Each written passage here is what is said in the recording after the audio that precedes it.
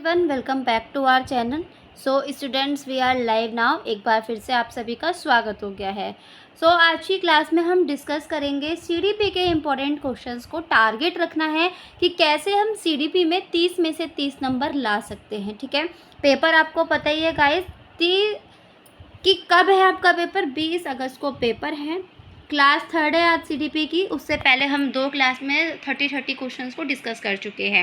आज की क्लास में और 30 क्वेश्चंस को डिस्कस करेंगे और टारगेट है कि कैसे 30 में से 30 हम नंबर ला सकते हैं सीडीपी के अंदर। क्वेश्चंस के साथ डील करेंगे। क्वेश्चंस का देखिए पैटर्न देखना है कि किस तरीके से पैटर्न आए हैं। ऑफलाइन ऑनलाइन सारे क्वेश्चंस को एक साथ मर्ज करके हम डिस्कस करेंगे। तो चलिए आज की क्लास को स्टार्ट करते हैं। स्टार्ट करने से पहले वीडियो अच्छी लगे लाइक शेयर एंड सब्सक्राइब ज़रूर कर देना, साथ ही साथ बेल आइकन को भी प्रेस कर लेना। फर्स्ट क्वेश्चन देखते हैं आज की क्लास का। फर्स्ट क्वेश्चन नंबर 1 में क्या कह रहा है? Giftedness in children in characterised by, यानी कि बच्चों में प्रतिभाशालीता किस प्रकार से परिलक्षित होती है, कि किस प्रकार से जो बच्चे हैं वो गिफ्टेड, आप क्या कौन से बच्चों को कहोगे कि ये गिफ्टेड चाइल्ड हैं? बताएं कि कौन से बच्चे के, ये क्वेश्चन है आपका, कि हम कौन से बच्चों को कहेंगे कि ये जो बच्चा है इसको हम गिफ्टेड चाइल्ड कहते हैं। तो ऑप्शन में है बुद्धि का निम्न स्तर, प्रतिभाशाली किस प्रकार से परिलक्षित होती है, प्रतिभाशालीता। ठीक है, तो गिफ्टेडनेस की बात हो गई। उसके बाद है बोधगम्यता का उच्च स्तर, कार्यों को आसानी से छोड़ देना, छोटे छोटे कार्यों को, क्या कह रहा है कि छोटे छोटे कार्यों को ध्यान केंद्रित करके कर पाने की अक्षमता। बताएं, गिफ्टेडनेस की बात हो रही है तो कौन सा क्वेश्चन होगा यहाँ पर सही? गिफ्टेडनेस की बात हो रही है तो विच ऑप्शन इज राइट?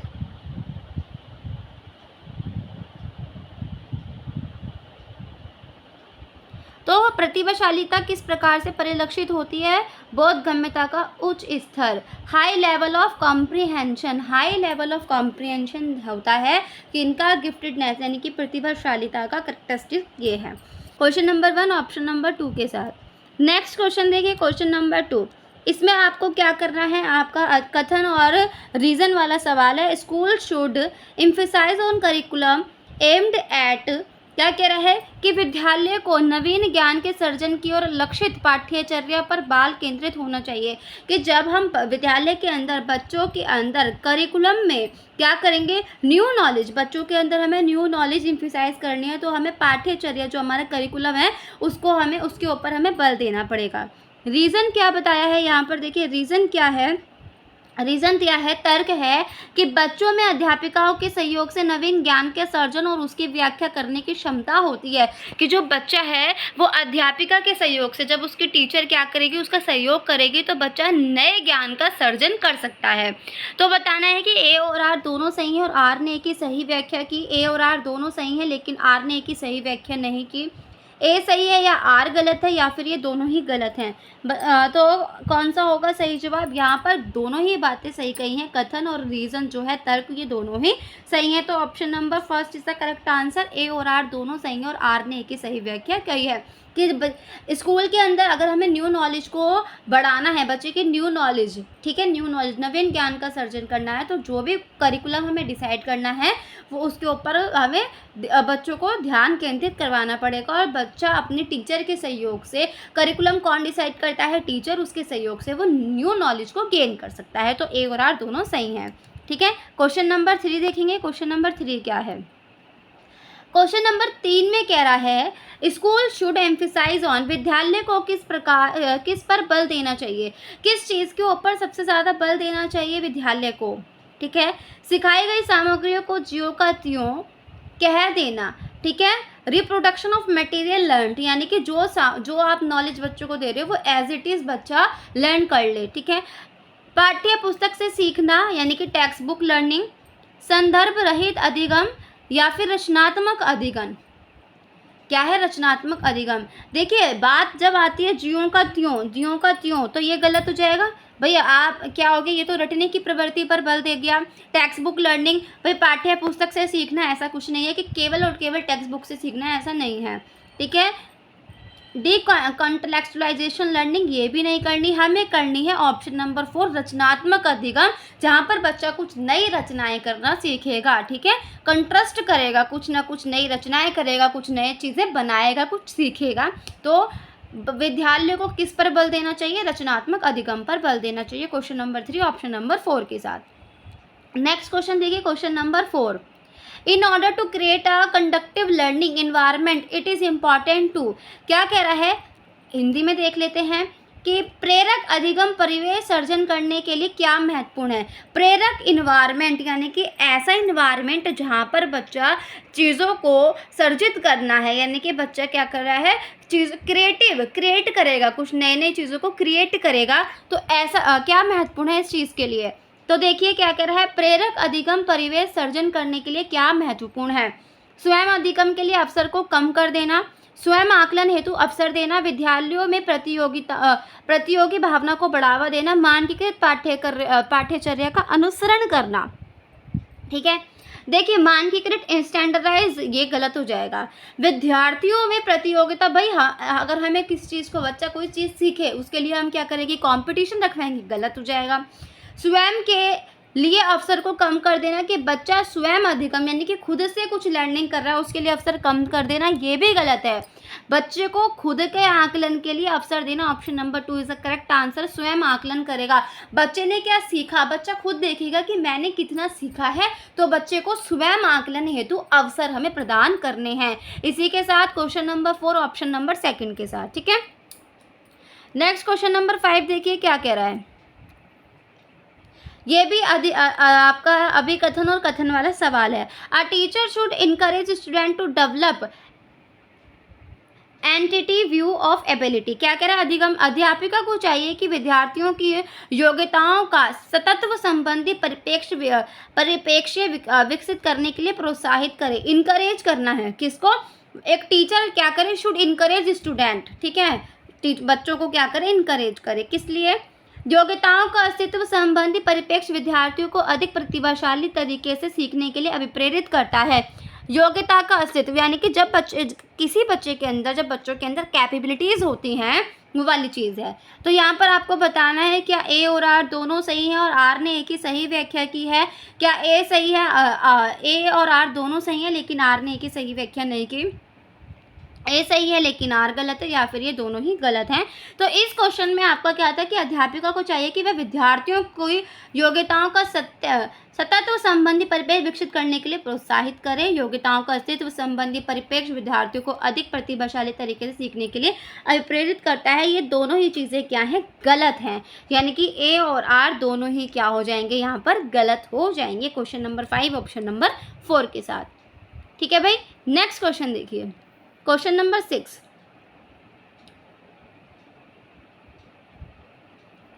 क्या कह रहा है क्वेश्चन नंबर 6 देखिए, निम्नलिखित में से किसके द्वारा समस्या समाधान में अवरोध पैदा होने की संभावना होती है।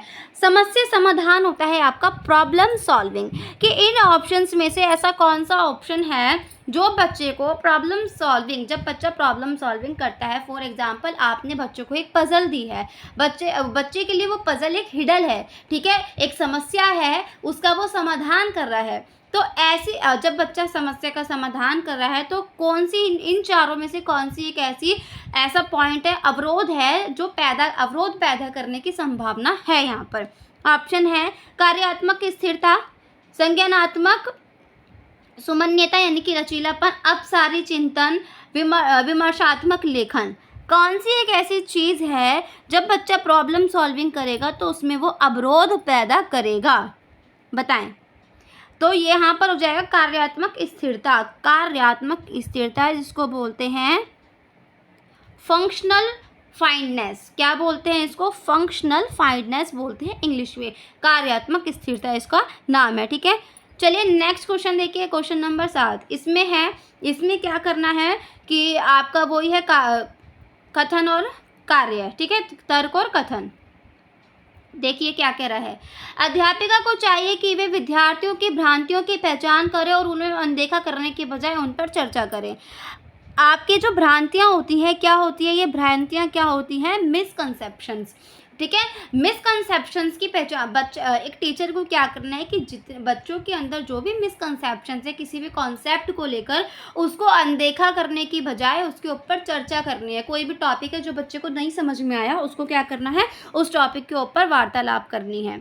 तर्क कह रहा है ये भ्रांतियां वैकल्पिक अवधारणाओं के रूप हैं जो अक्सर विद्यार्थी अपने परिवेश के साथ अंतःक्रिया करके आधार बना लेते हैं और ये अधिगम की प्रक्रिया में अर्थपूर्ण है। सही विकल्प का चुनाव करना है। ये कह रहे हैं कि ये जो मिसकंसेप्शंस होते हैं ये क्या करना है, अवधारणाओं के रूप में बच्चा क्या करता है, कॉन्सेप्ट, इससे कॉन्सेप्ट मैपिंग होती है। ठीक है, यहाँ पर ये बात कह रहा है और कह रहा है कि अक्सर ये जो विद्यार्थी हैं ये अपने आसपास का इन्वायरमेंट है, बच्चों के साथ अंतःक्रिया करता है, तो इसके आधार पर ये मिसकंसेप्शंस बना लेते हैं। आप पेरेंट्स ने कोई टॉपिक, कोई चीज़ बच्चे को बताई, वो सेम चीज़ बच्चे ने अपनी सोसाइटी में अपने दोस्तों से सीखी। हो सकता है दोस्तों ने जो चीज़ बताई वो अलग तरीके से बताई, जो पेरेंट्स ने बताई वो अलग।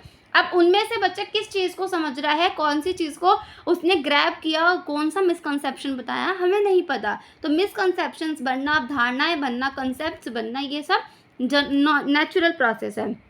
तो बताना है कि ए और आर दोनों सही है और आर ने ए की सही व्याख्या की है, या फिर ए और आर दोनों सही है और आर ने ए की सही व्याख्या नहीं की है, ए सही है आर गलत है, या फिर ये दोनों ही गलत है। तो इस क्वेश्चन का आपका option number 1 is the correct answer कि ए और आर दोनों सही है और आर ने ए की बिल्कुल सही व्याख्या की है। क्वेश्चन नंबर कौन सा था, 7 आपका सही हो जाता है, ऑप्शन नंबर 1। नेक्स्ट क्वेश्चन देखिए, क्वेश्चन नंबर 8, इमोशंस क्या हैं, भावनाएं क्या हैं। क्वेश्चन है ये कि भावनाएं क्या हैं। ठीक है, हमें क्वेश्चन बताना है। क्वेश्चन नंबर आपका है 8, इमोशंस क्या हैं। इमोशंस बताएं भाई, भावनाएं क्या हैं। अधिगम को महत्वपूर्ण रूप से प्रभावित करती है परंतु स्मृति पर इनका कोई प्रभाव नहीं पड़ता है। अधिगम पर किसी प्रकार का प्रभाव नहीं डालती लेकिन स्मृति को महत्वपूर्ण रूप से प्रभावित करती है। अधिगम को महत्वपूर्ण रूप से प्रभावित करती है, साथ ही साथ स्मृति को भी। ना तो अधिगम को प्रभावित करती है और ना ही स्मृति को करती है प्रभावित। भावनाएं जो हमारे इमोशंस है, दुख, दर्द, सुख, लव, केयर, ये सारी चीज़ें, तो ये क्या करती है, इमोशंस क्या हैं। अधिगम को महत्वपूर्ण रूप से प्रभावित करती है, स्मृति को नहीं। ऐसा नहीं है कि मेमोरी को नहीं करेगी। ठीक है, अधिगम पर किसी प्रकार का, यार हमारी जो इमोशंस है वो लर्निंग पर भी प्रभावित करते हैं, तो ये भी गलत हो जाएगा। अधिगम को महत्वपूर्ण रूप से प्रभावित करती है, साथ ही साथ स्मृति को भी करती है। Option number 3 is the correct answer. हमारे इमोशंस हमारी लर्निंग पर भी, हमारी मेमोरी पर, हमारी माइंड पर, हर चीज़ में इफेक्ट करती है। फॉर एग्जाम्पल, आज आप दुखी हो, किसी बात से आप सैड हो, तो वो आपके माइंड में रहेगा कि यार आज इस वजह से मैं बहुत ज़्यादा दुखी हूँ, और उस दुखी होने के कारण आप अपनी पढ़ाई पर भी ध्यान नहीं दे पाओगे। तो यहाँ पर कहीं ना कहीं इमोशंस आपकी लर्निंग पर, आपके अधिगम पर, आपकी मेमोरी पर, आपकी स्मृति पर, हर चीज़ पर इफेक्ट करती ही करती है। ठीक है, तो क्वेश्चन नंबर 8 ऑप्शन नंबर 3 होगा कि मेमोरी क्या है, अधिगम को महत्वपूर्ण रूप से प्रभावित करती है। ठीक है, और साथ ही साथ आपकी मेमोरी को भी। नेक्स्ट क्वेश्चन नंबर 9 देखिए क्या कह रहा है। क्वेश्चन नंबर 9 में है, विद्यार्थी सीखने के लिए प्रति अभिप्रेरित होता है यदि कार्य है। Students feel motivated to learn if the task is. जब बच्चा कब सीखने के लिए मोटिवेट होता है, यदि कार्य यानी कि जो टास्क है वो कैसा हो, अप्रासंगिक हो, बिना किसी चुनौती वाला हो, उनके जीवन से संबंधित हो, बहुत ही अमूर्त हो। कब मोटिवेट होता है, वेरी एब्स्ट्रैक्ट है, अनचेंजेबल है, रिलेटेड टू देयर लाइफ है, बताएं। विद्यार्थी सीखने के लिए अभिप्रेरित तब होता है जब अगर हम लर्निंग करा रहे हैं और वो लर्निंग उसके जीवन से संबंधित हो, रिलेटेड टू देयर लाइफ है, तब बच्चा ज़्यादा मोटिवेट होता है किसी कार्य को करने के लिए, क्योंकि वो उसके रियल लाइफ से जुड़ा हुआ है। और जो भी चीज़ हम रियल लाइफ से कोरिलेट करके पढ़ाते हैं तो उसे बच्चा और अच्छे से करने के लिए तत्पर रहता है, तैयार रहता है। ठीक है, क्वेश्चन नंबर 9 ऑप्शन नंबर 3 के साथ। क्वेश्चन नंबर 10 देखिए क्या कह रहा है। क्वेश्चन नंबर 10 में है, विद्यार्थियों के अधिगम को सहज सुगम बनाने के लिए अध्यापिका को क्या करना चाहिए। To facilitate student learning, a teacher should, क्या करना है कि बच्चे की लर्निंग अच्छे से हो, इसके लिए टीचर को क्या करना चाहिए। विद्यार्थियों के पूर्व ज्ञान की अनदेखी करनी चाहिए, यानी कि इग्नोर करना चाहिए प्रीवियस नॉलेज को। वाक्य विन्यास और संरचना स्पष्टी नहीं करनी चाहिए। ठीक है, क्या करें, अधिगम के अति सामान्यकरण और निस्तारण को कम करना चाहिए। विषय से संबंधित शब्द जाल के प्रयोग से बचना चाहिए। यहाँ पर बताना है टू फैसिलिटेट, यानी में टीचर को क्या स्टूडेंट्स को क्या एक टीचर को स्टूडेंट के अधिगम को वो सही तरीके से अच्छे से सीख पाए, उसके लिए क्या करना चाहिए बताइए। क्वेश्चन नंबर 10 में होगा क्या जवाब सही। कह रहा है विद्यार्थियों के पूर्व ज्ञान यानी कि प्रीवियस नॉलेज को अनदेखा करना, ये गलत हो जाएगा। वाक्य विन्यास और संरचना स्पष्ट नहीं करनी चाहिए, ये भी गलत। अधिगम के लिए अति सामान्यकरण और निस्तारण को कम करना चाहिए, ये भी गलत। विषय से संबंधित शब्द जाल के प्रयोग से बचना चाहिए, अवॉइड करना चाहिए। क्या अवॉइड करना चाहिए हमें, क्या चीज़, शब्द जाल को, ठीक है। विषय के अंदर, सब्जेक्ट के अंदर जो भी शब्द जाल हैं उसके प्रयोग से बचना चाहिए। क्वेश्चन नंबर 10 ऑप्शन नंबर 4 के साथ। नेक्स्ट क्वेश्चन देखिए, question number 11। Which of the following hinders learning, निम्नलिखित में से किसके द्वारा अधिगम में बाधा उत्पन्न होती है। लर्निंग में किसके द्वारा बाधा उत्पन्न होती है। पहले पढ़ाए गए विषय से ज्ञान को संबंधित करना, विद्यालय संस्कृति से विमुखता का भाव, बहुसंवेदी उपागम का क्रियान्वयन, रचनावाद पर आधारित शिक्षा शास्त्रीय प्रविधियां। किसके वजह से बताना है, किसके वजह से लर्निंग क्या होती है, अधिगम में बाधा उत्पन्न होता है, ये क्वेश्चन है। देखिए पहले पढ़ाए गए विषयों से ज्ञान को संबंध करना, ऐसा कुछ नहीं है। पहले जो चीज़ पूर्व ज्ञान को नए ज्ञान के साथ हमें हमेशा जोड़ के पढ़ाना चाहिए, तो यहाँ पर बाधा उत्पन्न कर रहा है, ये चीज़ गलत हो जाएगी। ये चीज़ कोई आपको बाधा उत्पन्न नहीं कर रहा। विद्यालय संस्कृति से विमुखता का भाव, ये आपके ये बाधा पैदा कर सकता है। बहुसंवेदी उपागम का क्रियान्वयन, ये सही हो जाएगा। रचनात्मक पर आधारित शिक्षा शास्त्रीय प्रवृत्ति, ये भी सही है। अधिगम में बाधा उत्पन्न क्या चीज़ करेगी, विद्यालय संस्कृति से विमुखता का भाव, ठीक है। क्वेश्चन नंबर 11 ऑप्शन नंबर 2 के साथ जाएगा। नेक्स्ट क्वेश्चन, इन प्रोग्रेसिव एजुकेशन, प्रगतिशील शिक्षा क्या है। जहाँ पर बच्चे को क्या है, प्रोग्रेसिव एजुकेशन का मतलब ही क्या है, जहाँ पर बच्चा कुछ नई चीज़ें सीखेगा, कुछ नॉलेज को गेन करेगा, प्रगति करेगा, जहाँ पर वो कौन सी है बताइए। सीखने का स्वरूप सामाजिक होता है। पाठ्य पुस्तक सीखने का एकमात्र स्रोत है। बैठने की व्यवस्था पूरी तरह से तय होती है। पाठ्यचर्या मानकीकृत होता है। प्रगतिशील कक्षा में शिक्षा में सीखने का स्वरूप सामाजिक होता है। Learning has a social character, ठीक है। Option number 1 is the correct. कह रहा है पाठ्य पुस्तक सीखने का एकमात्र साधन है। ऐसा नहीं है कि केवल और केवल हम पाठ्य पुस्तक से सीख सकते हैं, ये गलत है। बैठने की व्यवस्था पूरी तरह से तय होती है, इससे कोई फर्क नहीं पड़ता प्रोग्रेसिव एजुकेशन में।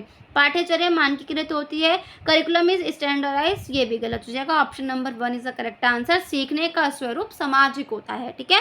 Social character, learning has a social character. Next question, The purpose of assessment as per the NEP 2020 is to provide information on, क्या कह रहा है, राष्ट्रीय शिक्षा नीति 2020 के अनुसार मूल्यांकन का उद्देश्य किसकी जानकारी देता है। यानी कि जो हम इवैल्यूएशन करते हैं, बच्चे का असेसमेंट करते हैं, मूल्यांकन करते हैं, तो राष्ट्रीय शिक्षा नीति NEP नेशनल एजुकेशन पॉलिसी 2020 के अनुसार किसकी जानकारी देता है हमें। क्वेश्चन नंबर है आपका, ये कौन सा क्वेश्चन है, क्वेश्चन नंबर 13। बताएं क्या कह रहा है, विद्यार्थी को कक्षा में व कक्षा के बाद कैसे सहायता दी जा सकती है। विद्यार्थी का उसके सहपाठी की तुलना में प्रदर्शन, ठीक है। ऑप्शन नंबर 2 और आपका थर्ड ऑप्शन क्या है, विद्यार्थियों के सीखने में कमियां व अभाव ताकि उसकी असफलता की पुष्टि यानी कि पहचान की जा सके। विद्यार्थी की रटने की क्षमता की जानकारी, हमारा जो है मूल्यांकन का उद्देश्य किसकी जानकारी देता है, किसकी जानकारी देता है भाई हमारा मूल्यांकन। Option number 1 is a correct answer हो जाएगा। यहाँ पर कौन सा आंसर हो जाएगा सही, ऑप्शन नंबर 1। विद्यार्थी को कक्षा में व कक्षा के बाहर कैसे सहायता दी जा सकती है, इसके ऊपर बात की गई है, ठीक है। क्वेश्चन नंबर 13 के बाद आता है question number 14। Which of the following is a characteristic of a student with giftedness, ये क्वेश्चन अभी हमने ऊपर भी किया है, सेम एक ऐसा ही है कि इनमें से कौन सा प्रतिभावना विद्यार्थी की विशेषता कौन सी है। गिफ्टेडनेस, गिफ्टेड चाइल्ड की कौन सी विशेषता है, धीमी समझ होती है इन ऐसे बच्चों में, जिज्ञासा की कमी होती है, लैक ऑफ क्यूरियोसिटी होती है, स्लो कॉम्प्रिहेंशन होता है, सोच में सटीकता की आवश्यकता, आसान कार्यों को चुनने की प्रवृत्ति।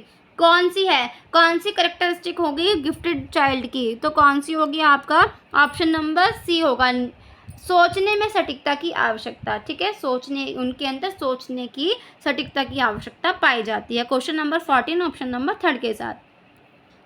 क्वेश्चन नंबर 15, क्वेश्चन नंबर 15 क्या कह रहा है, एक निर्दिष्ट लक्ष्य पर पहुंचने के लिए विद्यार्थियों को उनकी संज्ञानात्मक क्षमताओं पर चिंता करने के लिए प्रोत्साहित करके एक शिक्षक निम्न में से किस के विकास को सुगम बना सकता है या बना रहा है, ये क्वेश्चन है।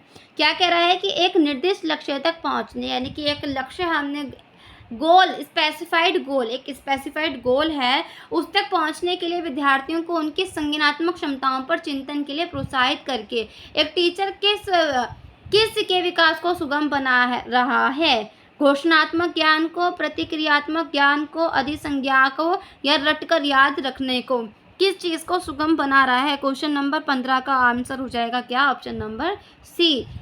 क्या हो जाएगा, option number C is a correct answer, metacognition, अधिसंज्ञान हो जाएगा। ठीक है, क्वेश्चन नंबर 15 ऑप्शन नंबर 3 के साथ। क्वेश्चन नंबर 16 देखिए क्या कह रहा है, निम्नलिखित में से कौन सा आंतरिक प्रेरणा का उदाहरण है, आंतरिक, ठीक है, आंतरिक प्रेरणा, इनर मोटिवेशन, माता पिता द्वारा दंड से बचने के लिए अध्ययन करना, एक गतिविधि में रुचि के कारण अध्ययन, शिक्षक की प्रशंसा प्राप्त करने के लिए अध्ययन, प्रतियोगिता जीतने के लिए अध्ययन, कौन सी है यहाँ पर है, निम्नलिखित में से कौन सी आंतरिक अभिप्रेरणा। आंतरिक अभिप्रेरणा होती क्या है, इनर मोटिवेशन है कि किसी कार्य को करने के लिए जो हम खुद से तत्पर हैं, तो इनमें से ऐसा कौन सा कार्य है जिसमें हम खुद से तत्पर हैं। भाई माता पिता द्वारा दंड से बचने के लिए अध्ययन, यहाँ कोई मोटिवेशन नहीं है, यहाँ पर तो आपको पता है कि अगर ये काम नहीं करेंगे तो पिटाई होगी। एक गतिविधि में रुचि के कारण अध्ययन, ये हो सकता है। शिक्षक की प्रशंसा प्राप्त, यानी कि टीचर से आपको क्या चाहिए, प्रशंसा चाहिए, टीचर क्या करे, आपको प्रशंसा दे, ठीक है, इसलिए कर रहे हो, तो ये गलत। प्रतियोगिता, ये भी गलत, option number 2 is the correct answer. एक किसी एक्टिविटी में हमारी इंटरेस्ट है इसलिए हम उसका अध्ययन कर रहे हैं, तो ये इनर मोटिवेशन हो जाएगा, आंतरिक अभिप्रेरणा हो जाएगी। क्वेश्चन नंबर 16 ऑप्शन नंबर 2 के साथ। नेक्स्ट क्वेश्चन देखिए, क्वेश्चन नंबर 17 क्वेश्चन कह रहा है, बाल विकास के क्षेत्र में मस्तिष्क नवीनता संप्रत्यय का क्या सुझाव है, बाल विकास के क्षेत्र में बताना है। मस्तिष्क नवीनता संप्रत्यय क्या सुझाव देता है कि बाल्यावस्था और किशोरावस्था का पूरा अवस्था संज्ञानात्मक विकास के लिए संवेदनशील होता है। विकास सभी बालकों में एक समान दर से होता है, केवल अनुवांशिकता विकास को प्रभावित करती है, वातावरण नहीं। एक क्षेत्र में विकास दूसरे क्षेत्र के विकास को प्रभावित नहीं करता। यहाँ पर आपसे पूछा गया है क्वेश्चन नंबर, नेक्स्ट क्वेश्चन है ये भाई आपका, क्वेश्चन नंबर है कि क्वेश्चन नंबर आपका 17 की बाल विकास के क्षेत्र में मस्तिष्क नवीनता संप्रत्यय क्या सुझाव देता है। भाई ऑप्शन नंबर 1 कह रहा है बाल्यावस्था और किशोरावस्था का पूरी अवस्था संज्ञानात्मक विकास के लिए संवेदनशील अवस्था है, ये सही है। विकास सभी बालकों में एक समान दर से होता है, गलत है। विकास की जो गति है एक समान दर से नहीं होगा, जो गति है वो चेंज होती है, किसी के अंदर जल्दी तो किसी के अंदर तेज डेवलपमेंट होता है। थर्ड ऑप्शन कह रहा है केवल अनुवांशिकता विकास को प्रभावित करता है, वातावरण नहीं, ऐसा नहीं है, दोनों ही हेरिडिटी और एनवायरनमेंट दोनों ही डेवलपमेंट को इफेक्ट करते हैं। एक क्षेत्र का विकास दूसरे क्षेत्र के विकास को प्रभावित नहीं करता, ऐसा नहीं है कि फिजिकल डेवलपमेंट कॉग्निटिव डेवलपमेंट को इफेक्ट नहीं करेगा, ऐसा नहीं है कि कॉग्निटिव डेवलपमेंट इमोशनल को नहीं इफेक्ट करेगा, ऐसा नहीं है। तो option number 1 is a correct answer हो जाएगा। ठीक है, इस क्वेश्चन का आपका option number 1 is a correct answer. ठीक है, option number 1, question number 17। Next question देखिए, क्वेश्चन नंबर 18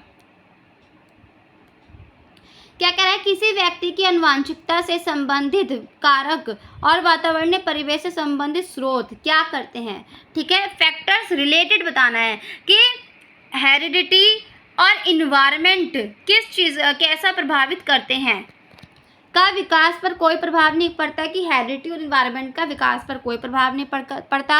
एक जटिल तरीके की पारस्परिकता द्वारा विकास का रूप देता है, कभी पारस्परिकता नहीं करते और ना ही विकास को प्रभावित करते हैं, विकास पर बहुत ही कम प्रभाव डालते हैं। अभी मैंने बताया था कि हेरिडिटी और इन्वायरमेंट एक जटिल तरीके की परिस्थिति है और जो विकास को प्रभावित करती है, जो क्या करती है भाई, विकास को क्या करती है, प्रभावित करती है। Option number 2 is a correct answer. Option number 1 गलत हो जाएगा, 3rd गलत हो जाएगा और 4th भी गलत हो जाएगा। ठीक है, नेक्स्ट क्वेश्चन देखिए, क्वेश्चन नंबर 19। एक बालक अपनी प्रारंभिक समाजीकरण का पाठ डैश पाता है, यानी कि प्राइमरी सोशलाइजेशन का पाठ कौन सा है। बच्चे का पहला समाजीकरण कौन सिखाता है, स्कूल सिखाता है, यानी कि विद्यालय सिखाता है, मीडिया सिखाता है, माता पिता सिखाते हैं, अखबार सिखाता है। बच्चे का पहला समाजीकरण का टाइप कौन सा है। पहला, सबसे पहले बच्चा कौन से सोशलाइजेशन को सीखता है, किससे सीखता है, माता पिता से सीखता है। ठीक है, मीडिया, अखबार, विद्यालय ये सब बाद में आते हैं। सबसे पहला समाजीकरण का जो पार्ट है बच्चा अपने माता पिता से सीखता है। ठीक है, क्वेश्चन नंबर 19 ऑप्शन नंबर 3 के साथ। नेक्स्ट क्वेश्चन देखिए, क्वेश्चन नंबर 20 देखिए क्या कह रहा है। एज पर जीन पियाजे theory of cognitive development, Jean पियाजे के संज्ञानात्मक विकास के अनुसार बताना है कि निम्न में से किस चरण पर बच्चे वस्तु को वर्णित करने के लिए संकेतों का इस्तेमाल करने लगते हैं। According to as per Jean पियाजे थ्योरी, आपको बताना है कि इन स्टेजेस में से कौन सी स्टेज में बच्चा सिंबल्स को रिप्रेजेंट करने लगता है ऑब्जेक्ट्स के थ्रू। ठीक है, वस्तुओं को वर्णित करने के लिए, यानी कि सिंबल्स को रिप्रेजेंट करने के लिए ऑब्जेक्ट का इस्तेमाल करने लगता है। सेंसरी मोटर स्टेज में, प्री ऑपरेशनल स्टेज में, कॉन्क्रीट ऑपरेशनल स्टेज में, फॉर्मल ऑपरेशनल स्टेज में, यानी कि संवेदी गत्यात्मक अवस्था में, पूर्व संक्रियात्मक अवस्था में, मूर्त संक्रियात्मक अवस्था में, औपचारिक संक्रियात्मक अवस्था में।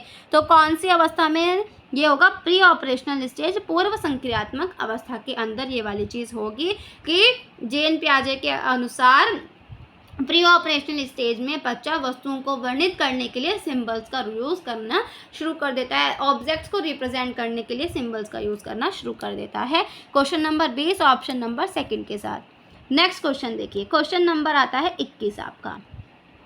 ये भी जीन पियाजे से रिलेटेड है। अकॉर्डिंग टू जीन पियाजे के अनुसार मस्तिष्क में ज्ञान की व्यवस्थित संरचना क्या कहलाती है। Organise structures of knowledge in brain, कि ब्रेन के अंदर नॉलेज को क्या करना, ग्रहण करना, क्या कहलाता है जीन पियाजे के अनुसार। संचालन कहलाता है, स्कीमा कहलाता है, अनैच्छिक सहज क्रिया कहलाता है, ये संप्रत्यय कहलाता है। क्या कहलाता है अकॉर्डिंग टू जीन पियाजे। क्वेश्चन नंबर 21, किसके आधार पर बच्चा जो है मस्तिष्क में ज्ञान, यानी कि अपने ब्रेन के अंदर नॉलेज को व्यवस्थित करता है। व्यवस्थित संरचनाएं क्या कहलाती है, स्कीमा कहलाती है। स्कीमास बनते हैं बच्चे के माइंड में। ठीक है, याद रखना, ऑर्गेनाइज स्ट्रक्चर ऑफ नॉलेज, कौन सी ऐसी संरचना है जो ऑर्गेनाइज करती है नॉलेज को ब्रेन के अंदर, वो कौन है, आपका स्कीमास है। ठीक है, नेक्स्ट क्वेश्चन देखिए, क्वेश्चन नंबर 22। क्वेश्चन नंबर 22 है आपका, क्या बताना है, zone of proximal development concept in learning is discussed bye.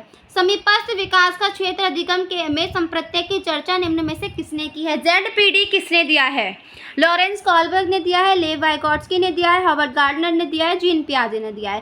भाई जोन ऑफ प्रॉक्सिमल डेवलपमेंट किसने दिया है, सीधा जाएगा आपका लेव वाइगोट्स्की के साथ।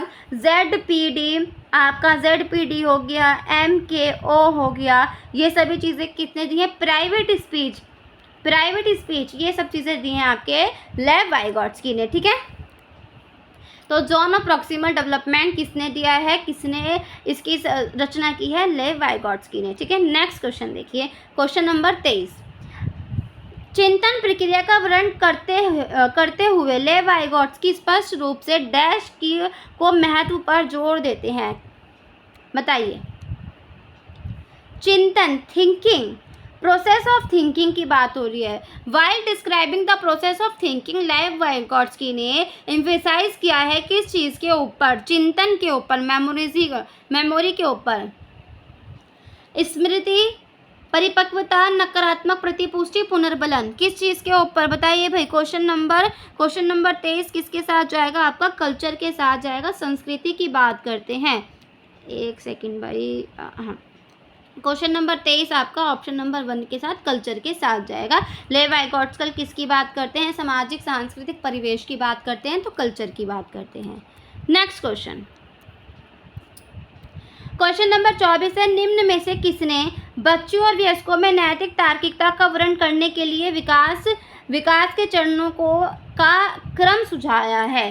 ठीक है, यहाँ पर बताना है कि बच्चे में और वयस्कों में, ठीक है, अडल्ट्स में और बच्चों के अंदर नैतिक तार्किकता, मोरल रीजनिंग का वर्णन करने के लिए विकास के चरणों का एक क्रम सुझाव दिया है। बीएफ स्किनर ने, हॉवर्ड गार्डनर ने, लेव वाइगॉट्स्की ने, लॉरेंस कॉलबर्ग ने। किसने दिया है बताइए? ये जाएगा आपका लॉरेंस कॉलबर्ग ने। लॉरेंस कॉलबर्ग बात करते हैं बच्चों और वयस्कों में नैतिक तार्किकता की, मोरल रीजनिंग की। कौन बात करता है? लॉरेंस कॉलबर्ग बात करते हैं। सिंपल सा क्वेश्चन, सिंपल सा आंसर कराया हुआ है आपको। ये सारी थ्योरी आपके वाइगॉट्स्की की, जीन पियाजे की, बीएफ स्किनर की, लॉरेंस कॉलबर्ग की, हॉवर्ड गार्डनर की सारी थ्योरी चैनल पर है, वहां से आप देख सकते हैं। क्वेश्चन नंबर 25 देखिए क्या कह रहा है। एक अध्यापिका को कक्षा में कई प्रकार की अध्यापन अधिगम सामग्री और शैक्षणिक संसाधन प्रदान करने चाहिए और विद्यार्थियों को उन्हें जांचने के लिए प्रोत्साहित करना चाहिए। क्या कह रहा है? टीचर को कई प्रकार के different types of teaching learning materials बच्चों को देनी चाहिए, जिससे क्या करे, बच्चा उन्हें जांचेगा, उनको यूज़ करेगा और उससे क्या होगा, सीखने के लिए प्रोत्साहित होगा।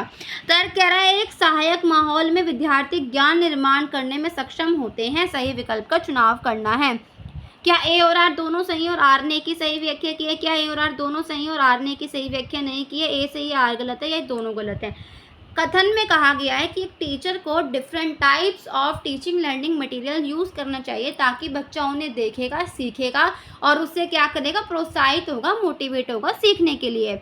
तर्क भी ये कह रहा है कि एक सहायक माहौल, एक ऐसा इन्वायरमेंट जहाँ पर बच्चे को different types of teaching learning material मिलती हैं, तो उसको वो नॉलेज को एम्फोसाइज करने में हेल्प मिलता है। तो यहाँ पर option number 1 is a correct answer हो जाएगा कि ए और आर दोनों सही और आर ने ए की सही व्याख्या की है। नेक्स्ट क्वेश्चन देखिए, क्वेश्चन नंबर 26। बुद्धि लब्धि आईक्यू परीक्षण की आलोचना करने का आधार क्या है? आईक्यू टेस्ट करने के, आईक्यू टेस्ट क्यों किया जाता है? ठीक है, क्या आधार है? आईक्यू टेस्ट करना क्यों इम्पॉर्टेंट है? इससे पक्षपाती मानदंड पता चलता है, गुणात्मक आकलन का प्रयोग होता है, सांस्कृतिक संवेदनशीलता को ध्यान में रखना, बच्चे के सामाजिक परिप्रेक्ष्य को शामिल करना। बुद्धि लब्धि परीक्षण की आलोचना करने का आधार क्या था? क्यों आईक्यू, जब आईक्यू का टेस्ट आया तो इसका क्रिटिसाइज क्यों किया गया था? क्रिटिसाइज क्यों हुआ, किस वजह से हुआ था? क्योंकि इससे बायस्ड नॉर्म्स यानी कि पक्षपाती मानदंड कहीं ना कहीं देखने को मिल रहे थे। एक की आईक्यू से दूसरे की आईक्यू को कंपैरिजन करना, ये सारी चीज़ें। ठीक है, तो क्वेश्चन नंबर 26 ऑप्शन नंबर 1 के साथ। नेक्स्ट क्वेश्चन नंबर 27 क्या कह रहा है? एज पर लेव वाइगॉट्स्की लैंग्वेज, लेव वाइगॉट्स्की के अनुसार भाषा क्या है? चिंतन में बाधक है। लेव वाइगॉट्स्की के अनुसार भाषा क्या है? चिंतन में एक बाधक का कार्य करती है, चिंतन को सुसाधित करती है, चिंतन को सुसाधित करने में कोई भूमिका नहीं निभाती, भाषा का चिंतन पर बहुत कम प्रभाव पड़ता है। अकॉर्डिंग टू लेव वाइगॉट्स्की बताना है, चिंतन में बाधक होती है भाषा, चिंतन को सुसाधित करती है, चिंतन को सुसाधित करने में कोई भूमिका नहीं निभाती, भाषा का चिंतन पर कोई प्रभाव नहीं करता। तो option number 2 is the correct answer है कि लेव वाइगॉट्स्की के अनुसार जो लैंग्वेज है वो चिंतन को सुसंधित करती है, ठीक है, फैसिलिटेट करती है थिंकिंग को। क्वेश्चन नंबर 27 ऑप्शन नंबर 2 के साथ जाएगा। क्वेश्चन नंबर 28 देखिए क्या कह रहा है। वैकल्पिक विषयों के चुनाव में लड़कियों के लिए गृह विज्ञान का विषय और लड़कों के लिए शारीरिक शिक्षा के विषय को सीमित कर देने की प्रथा किस पर आधारित है? क्या कर रहा है कि लड़कों को चूज किया जाता है होम साइंस गर्ल्स के लिए, फिजिकल एजुकेशन बॉयज़ के लिए। तो ये किस पर आधारित है, कौन सी प्रथा पर आधारित है? जेंडर रूढ़िवादिता यानी कि जेंडर स्टीरियोटाइप्स, समावेशी शिक्षा इंक्लूसिव अप्रोच, जेंडर समानता जेंडर इक्वलिटी खोज उपागम, डिस्कवरी अप्रोच। तो यहाँ पर सीधा सीधा कि लड़कों के लिए फिजिकल एजुकेशन, लड़कियों के लिए होम साइंस, तो सीधा सीधा किसके साथ जा रहा है भाई? जेंडर स्टीरियोटाइप के साथ जा रहा है, जेंडर रूढ़िवादिता का प्रकार दिखा रहा है। जेंडर समानता नहीं है कोई लिंग, ठीक है, जेंडर इक्वलिटी यहाँ पर नहीं है, इंक्लूसिव अप्रोच नहीं है, डिस्कवरी अप्रोच नहीं है, सीधा सीधा जेंडर रूढ़िवादिता को प्रेजेंट किया है। नेक्स्ट क्वेश्चन देखिए, question number 29। Diversity in a classroom is dash for teaching learning process. कक्षा में विविधता अध्यापन अधिगम प्रक्रिया में डैश है। क्लासरूम के अंदर क्या कह रहे हैं, डाइवर्सिटी, कक्षा में विविधताएं पाई जाती हैं, तो क्लासरूम अधिगम प्रक्रिया में क्या है, टीचिंग लर्निंग प्रोसेस में क्लासरूम में डाइवर्सिटी क्या करती है। एक प्रॉब्लम है, समस्या है, एक समाधान, संसाधन है, रिसोर्स है, रुकावट है ये, या फिर बाधा है, क्या है, क्या चीज़ होगी ये। क्वेश्चन नंबर 29 क्या है, ये एक संसाधन है। कक्षा के अंदर जब डाइवर्सिटी, क्लासरूम के अंदर डाइवर्सिटी है तो ये एक संसाधन है, अधिगम प्रक्रिया में, सीखने की प्रक्रिया में एक संसाधन का कार्य करती है। और आज की क्लास का लास्ट क्वेश्चन नंबर 30 देखिए क्या कह रहा है। क्वेश्चन नंबर 30 में बताया गया है, निम्न में से किस प्रकार का मूल्यांकन विद्यार्थी के लिए अधिगम का रूप बन जाता है। कौन सा मूल्यांकन, कौन सा असेसमेंट विद्यार्थियों के लिए, स्टूडेंट्स के लिए लर्निंग का रूप बन जाता है। सत्र के अंत में अध्यापक द्वारा किया गया मूल्यांकन, यानी कि सत्र खत्म हो रहा है उसके बाद, ठीक है, सेशन के खत्म होने पर।